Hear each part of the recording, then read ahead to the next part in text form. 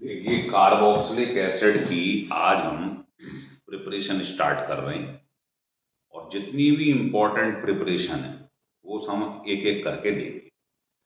तो देखिए, पहला लिखिए फ्रॉम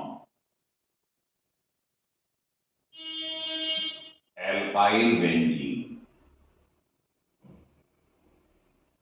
ये बहुत ही इम्पोर्टेंट प्रिपरेशन है और इसमें सिमेट्री बहुत जबरदस्त है।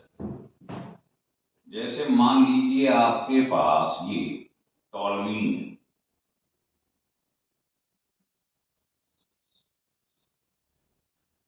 आपने इसका ऑक्सीडेशन करवा दिया और ऑक्सीडाइजिंग एजेंट ले लिया एल्कलाइन KMnO4,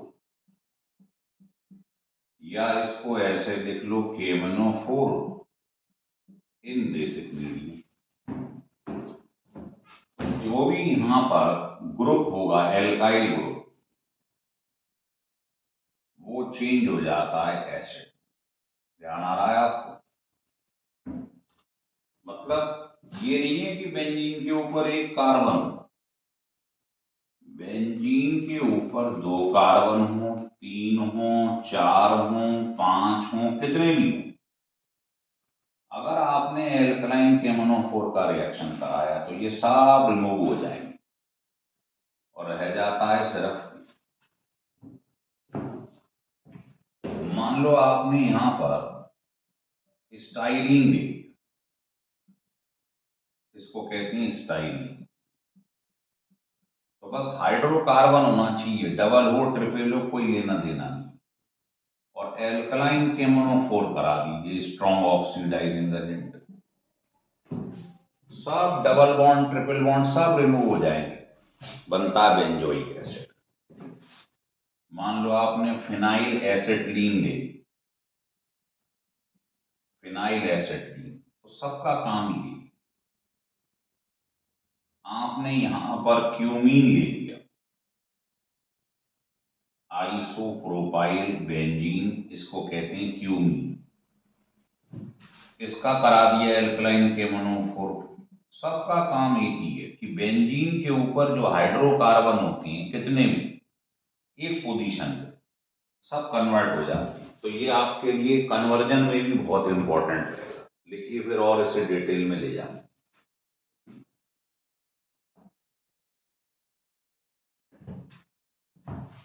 लेकिन अगर ये मान लीजिए अलग अलग पोजीशन पर हुआ,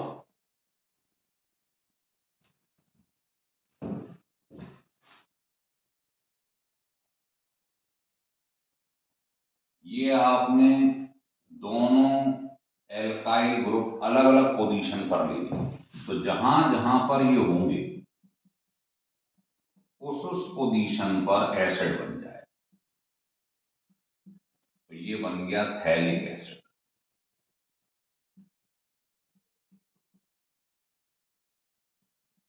हो रहा है क्लियर? ये थैलिक एसिड बन गया।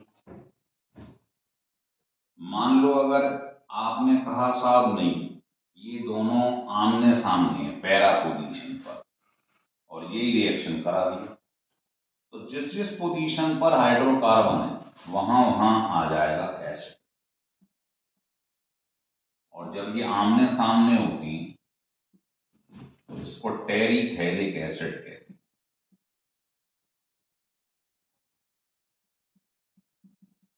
तो कॉन्सेप्ट यही है कि एक पोजीशन पर कितने भी कार्बन लगे हों, डबल और ट्रिपल, लेकिन अलग अलग पोजीशन पर होंगे तो उस पोजीशन पर एसिड आ जाएगा।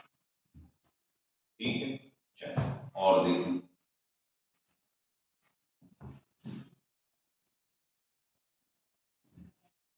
लेकिन मान लीजिए आपके संग ऐसा हो जाए,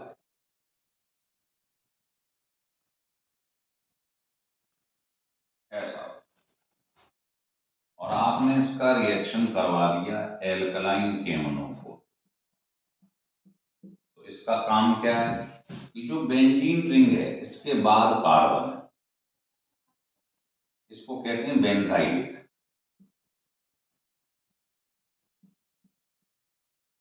ये बेंजाइलिक कार्बन है, ये और ये। तो यहां इन पोजीशन पर ये एसिड बना देता है। और ये बाकी जो होती हैं ये CO2 की फॉर्म में बाहर निकल जाती हैं। तो ये वाली जो पोजीशन है यहाँ पर एसिड बन जाएगा, बाकी CO2 वाटर बाहर निकल जाएगा। तो ये ध्यान रखें, इसका फंक्शन है कि जो बेंजीन रिंग के बगल वाली पोजीशन है बेंजाइल यहाँ अटैक करता है। जैसे अभी आपने देखा था, आपने लिया टॉलुइन, इसको ऐसे लिखे, तो बेंजीन रिंग के बाद जो कार्बन आता है, बेंजीन के बाद जो कार्बन आता है ये क्या कहलाता है, बेंजाइल। यहां अटैक होता है तो यहां COH बन जाता है। लिख लीजिए। अब मान लीजिए इसके अंदर हमने क्या करा,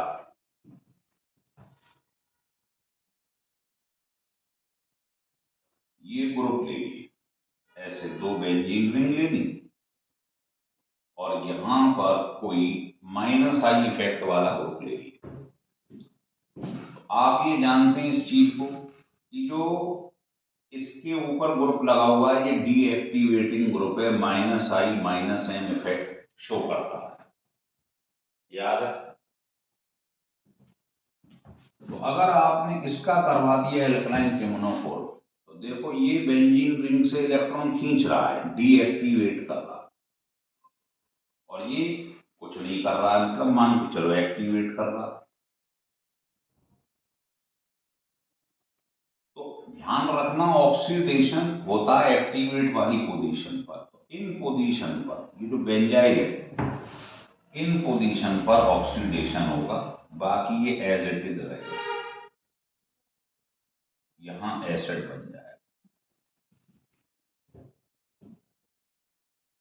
ठीक है, इस पर कोई इफेक्ट नहीं पड़ेगा क्योंकि ये बेंजीन रिंग को डीएक्टिवेट कर रहा है। तो ये कहां ऑक्सीडेशन करता है, एक्टिवेट वाले। और अगर इसी के अंदर में एक अमेंडमेंट कर दूं, मान लो ये ग्रुप कर दूं, तो ये +I + M शो करता है, तो क्या होगा, अब ये इलेक्ट्रॉन देगा, मतलब बेंजीन रिंग को एक्टिवेट करेगा। तो जो एक्टिवेट करता है अटैक वहां होता है। तो अब अटैक इसकी बेंजाइलिक पोजीशन पर होगा, इस पोजीशन। समझ में आ रहा। अब जो ग्रुप है यहां आके अटैच हो जाएगा,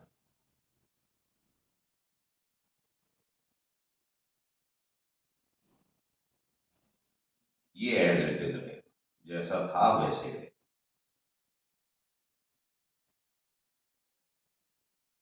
आ रहा है समझ में। चलिए, ये वैसे ही रहेगा, अटैक होगा इस वाली पोजीशन पर, और अगर -I -M शो कर रहा था तो इधर वाली पोजीशन। तो मुझे लगता है एल्काइल बेंजीन से कैसे बनाते हैं कार्बोक्सिलिक एसिड, ये एकदम एक पिक्चर हमको क्लियर हो गई। लिख लीजिए, फिर नेक्स्ट रिएक्शन स्टार्ट करते हैं।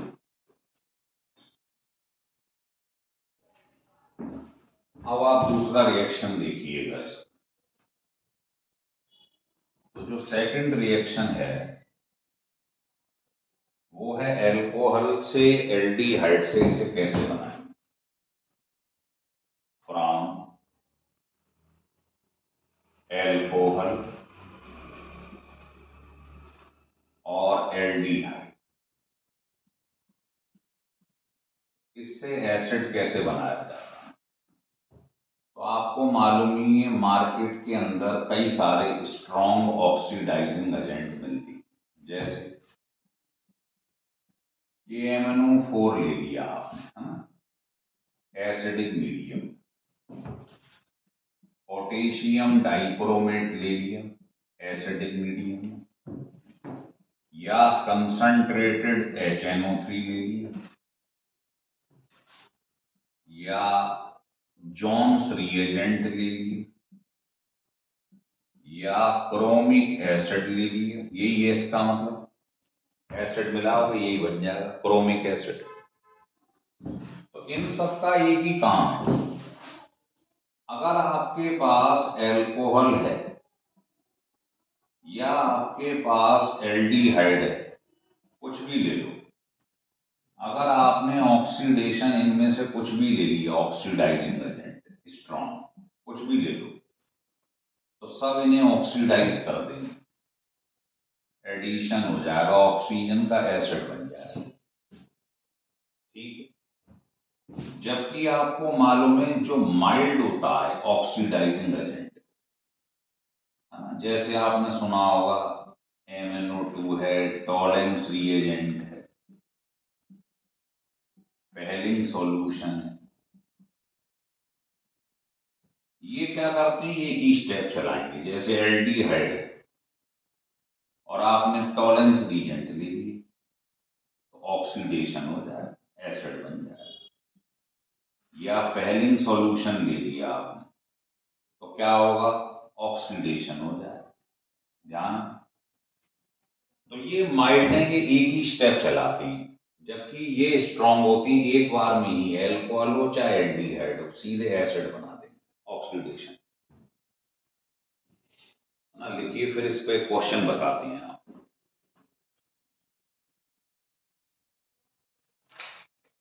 एक क्वेश्चन बता रहे हैं,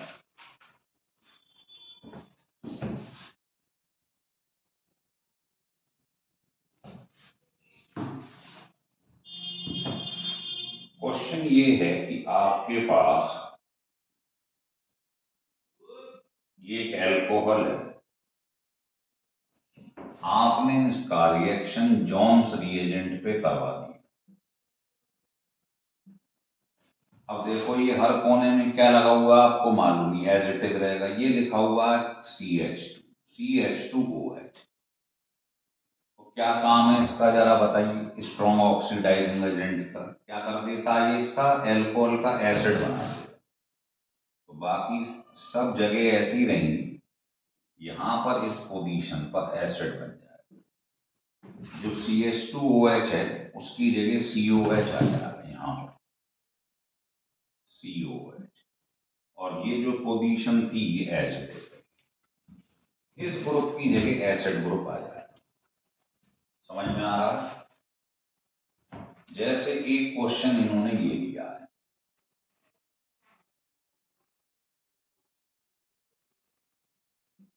ये सेकंड क्वेश्चन, इसका ये कह रहे हैं हम करा रहे हैं MnO2 पे रिएक्शन। अब ये कौन सा था, अभी बताया था माइल्ड ऑक्सीडाइजिंग एजेंट।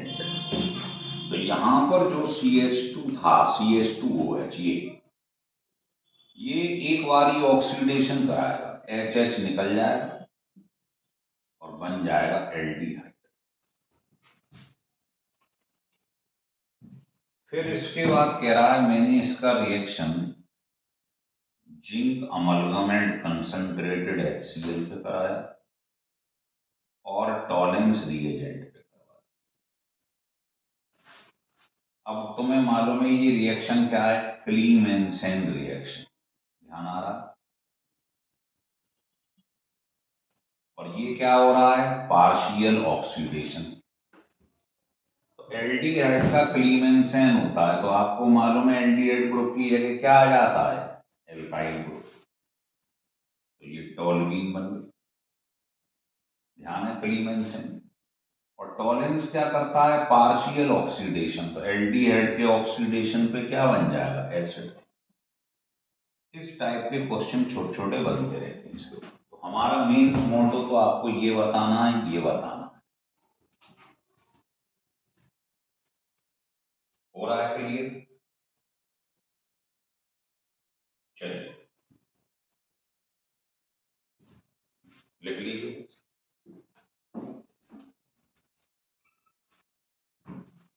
28। अब मान लो पेपर में कोई आपसे कह दिया ये आपके पास टॉल्यूइन,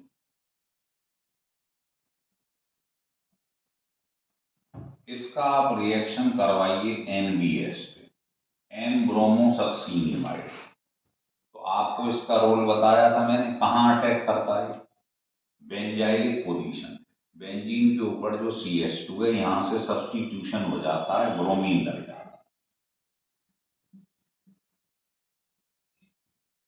ये हो गया। इसके बाद आपने इसका रिएक्शन एक्वस KOH पे करा दिया। क्या काम है इसका, ABr निकल जाएगा, OH लग जाएगा। तो जहां से आप चले थे ध्यान होगा वहीं पहुंच जाएंगे। जहां से चले थे पिछले रिएक्शन में वहीं पहुंच गए। जगह नहीं थी इसलिए यहां बता दिया। वैसे भी पेपर में आ जाए टॉल्यूइन से बेंजाइल अल्कोहल बनाओ, बना दिया। ये क्या है? Benzyl alcohol.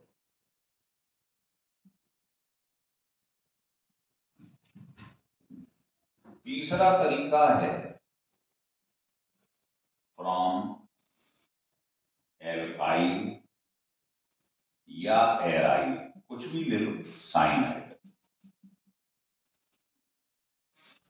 इससे एसिड कैसे बनाते हैं? तो जैसे आपके पास ये एल्काइल साइनाइड या एराइल, कुछ भी ले सकते हैं, एरोमेटिक भी ले सकते हैं। इसका आपने कंप्लीट हाइड्रोलिसिस करवा दिया। कंप्लीट जब भी कराएंगे तो आपको डाइल्यूट स्ट्रॉन्ग एसिड लेना पड़ेगा। तो आपने इसका कंप्लीट हाइड्रोलिसिस करवा दिया। कैसे होता है याद करो। जो साइनाइड ग्रुप होता है वो ऐसे ब्रेक कर जाता है। इधर H लगाओ, इधर OH, इधर 2H लगाओ, इधर दो वाटर मॉलिक्यूल जुड़ गए, क्या बन गया? RCOOH, अमोनिया बाहर निकल गई। तो साइनाइड का जब कंप्लीट हाइड्रोलिसिस होता है तो बन जाता है एसिड और बाई प्रोडक्ट अमोनिया। तो मेन प्रोडक्ट ये बन जाता है, मतलब साइनाइड ग्रुप की जगह एसिड आ जाता है। सिमिलरली अगर साइनोबेंजीन हो तो बेंजोइक एसिड बन जाए। और अगर यही आपने रिएक्शन पार्शियल हाइड्रोलिसिस करा दी है, मतलब दो मॉलिक्यूल ना लेकर एक ले लिया, मान लीजिए, तो ये है पार्शियल हाइड्रोलिसिस। इस समय आपको ध्यान रखना पड़ेगा कि एक्वस NaOH और संग में H2O2 लेना पड़ेगा। ये इस समय हाइड्रोलिसिस के समय ये अर्जेंट इस्तेमाल किया जाता है, ये ना भूल जाना। स्ट्रॉन्ग के समय ये, पार्शियल के समय ये। क्या होगा? ये साइनाइड ग्रुप जो दिखाई दे रहा है इसका एक बॉन्ड हटाइए। जब एक बॉन्ड हटता है तो बगल से दो वैलेंसी फ्री हो जाती है। और मान लो एक और आपने हटा दिया यहां से, तो फिर दो वैलेंसी फ्री होंगी। तो स्टाइल देखिए कैसे दो वैलेंसी फ्री हो। अब आप वाटर ऐड कर दो। O की वैलेंसी कितनी है? 2। H की कितनी है? 1 वाटर ऐड कर दो। ये क्या बन गया? RCONH2। तो ये एमाइड बन गया। हो गया क्लियर? तो ये था साइनाइड का कंप्लीट हाइड्रोलिसिस और पार्शियल हाइड्रोलिसिस।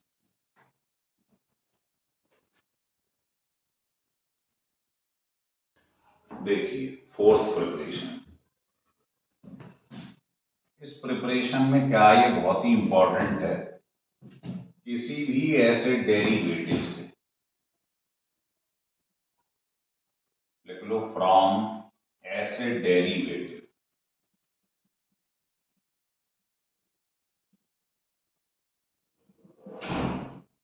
कोई भी एसिड डेरिवेटिव ले लो, जैसे ये लिखा है RCO, यहां ले लो X। अब X जो है यहां क्या है? X हेलोजन भी हो सकता है, NH2 भी हो सकता है, OR भी हो सकता है, NHR भी हो सकता है, और एनहाइड्राइड भी बना सकते हो आप, है ना। तो आपने क्या करना है, इसका जैसे ही आप मान लो हाइड्रोलिसिस करवा रहे, तो चीज यहां से CO के बगल से ब्रेक हो जाती है। इधर ना ऐसे लगा दो आप, ये ब्रेक हो गई, तो इधर H आ गया, इधर OH आ गया, तो RCOH एसिड बन गई। तो जितने भी एसिड डेरिवेटिव हैं CO के बगल से ब्रेक कर जाते। जैसे मान लीजिए आपके पास एमाइड है, आपके पास एसिड क्लोराइड है, आपके पास ईस्टर, आपने इनका हाइड्रोलिसिस करवा दी, हाइड्रोलिसिस, तो CO के बगल से ब्रेक कर दीजिए, इधर H इधर OH, इधर H इधर OH, इधर H इधर OH, तो सब में आप क्या देखोगे, एसिड बन जाएगा, सब में एसिड बन जाएगा, सब में एसिड बन जाएगा, है ना, HOH। तो कहने का मतलब ये है किसी भी एसिड डेरिवेटिव की हाइड्रोलिसिस करा दो तो सबके अंदर आप देख रहे हो एसिड बनता चल रहा है। अब जो एसिड हैलाइड होता है इसकी रिएक्टिविटी कैसे देखते हैं, या तो सिंपल रिएक्टिविटी या हाइड्रोलिसिस के लिए रिएक्टिविटी। तो उसके लिए मैं आपको एक फंडा बता देता हूं, वो लिख लो बस, लिखिए ऑर्डर ऑफ रिएक्टिविटी।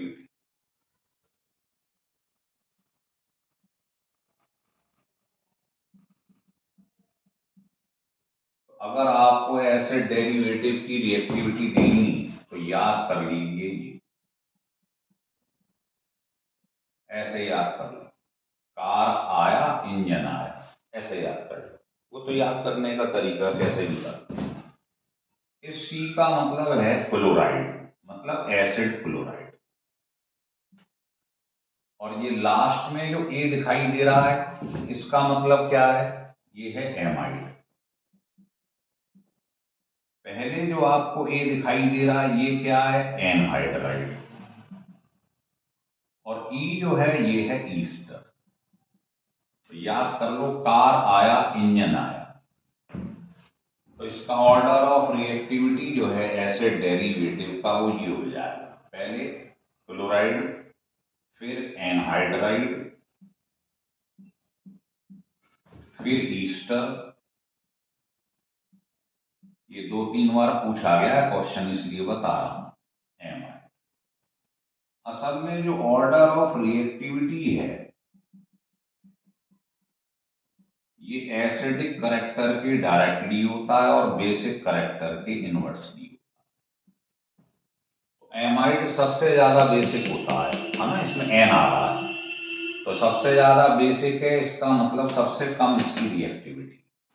तो ये बहुत ही इंपॉर्टेंट है, इसके लिए ये याद कर लो तो कभी गलती नहीं हो। ऐसे ही आपको इसका अगर रेट ऑफ रिएक्शन देखना है, रेट ऑफ रिएक्शन इसका एसिड डेरिवेटिव का, तो इसमें कुछ ना करें, जो रेट ऑफ रिएक्शन है ये डायरेक्टली प्रोपोर्शनल होता है न्यूक्लियोफिलिसिटी।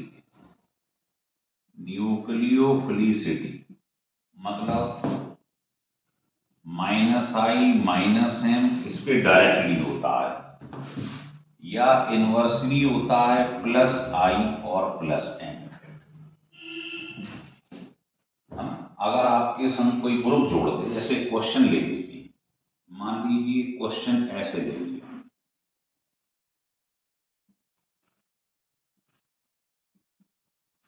और यहां पर हमने कोई ग्रुप लगा दिया एसिड क्लोराइड, ये लगा दिया। अब इस पर भिन्न भिन्न ग्रुप लगा दिए, मान लो ये नाइट्रो लगा दिया, ये क्लोरो लगा दिया, यहां मिथाइल लगा दिया। अब कोई पूछे बताओ इसका ऑर्डर ऑफ रिएक्टिविटी क्या होगा, या order of reactivity towards hydrolysis क्या होगा, ये की बात है। तो आप देखो सब में ये तो सेम है।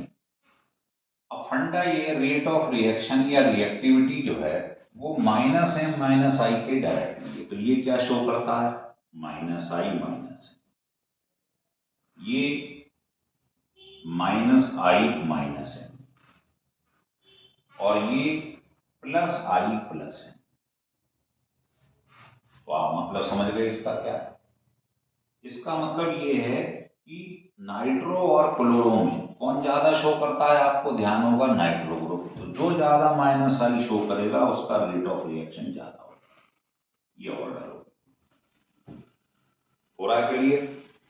तो इस फंडे से आप सवाल निकाल सकते हैं, कोई भी आ जाए। और भी बताते हैं क्वेश्चन, पहले ये दो लिख लो, एक तो मेन ये वाला याद रख लो, कार आया इंजन आया, इस सी का मतलब है क्लोराइड, ये है एनहाइड्राइड, ईस्टर और ये एमाइड है। और अगर कोई बेसिक करेक्टर कहे तो उल्टा लिख देना, इनवर्सली प्रोपोर्शनल।